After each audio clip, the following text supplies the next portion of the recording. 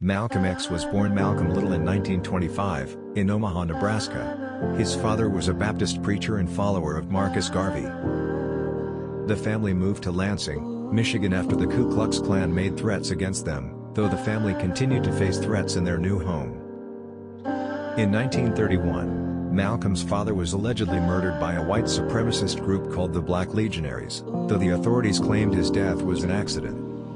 At age 6, the future Malcolm X entered a foster home and his mother suffered a nervous breakdown. Though highly intelligent and a good student, he dropped out of school following 8th grade.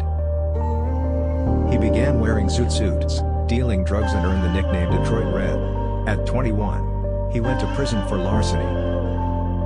It was in jail that Malcolm X first encountered the teachings of Elijah Muhammad, head of the Lost Found Nation of Islam, or Black Muslims, a black nationalist group that identified white people as the devil.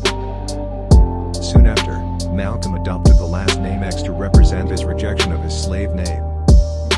Malcolm was released from prison after serving 6 years and went on to become the minister of Mosque No. 7 in Harlem. The Nation of Islam grew from 400 members in 1952 to 40,000 members by 1960. His admirers included celebrities like Muhammad Ali, who became close friends with Malcolm X before the two had a falling out. His advocacy of achieving by any means necessary put him at the opposite end of the spectrum from Martin Luther King Jr.'s nonviolent approach to gaining ground in the growing civil rights movement. Malcolm X's politics also earned him the ire of the FBI, who conducted surveillance of him from his time in prison until his death. In 1958, Malcolm X married Betty Shabazz, née Betty Sanders, a native of Detroit, Michigan, after a lengthy courtship.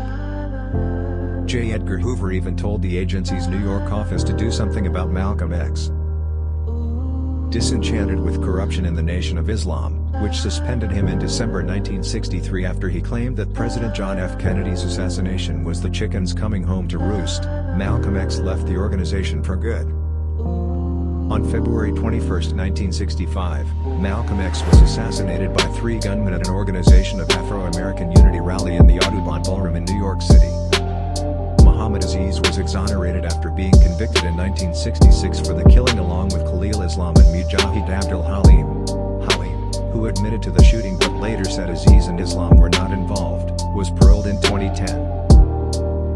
Malcolm X began work on his autobiography in the early 1960s with the help of Alex Haley, the acclaimed author of Roots. The book and Malcolm X's life have inspired numerous film adaptations, most famously Spike Lee's 1992 film Malcolm X starring Denzel Washington. There is no better teacher than adversity. Every defeat, every heartbreak, every loss, contains its own seed, its own lesson on how to improve your performance the next time. You can't separate peace from freedom, because no one can be at peace unless he has his freedom.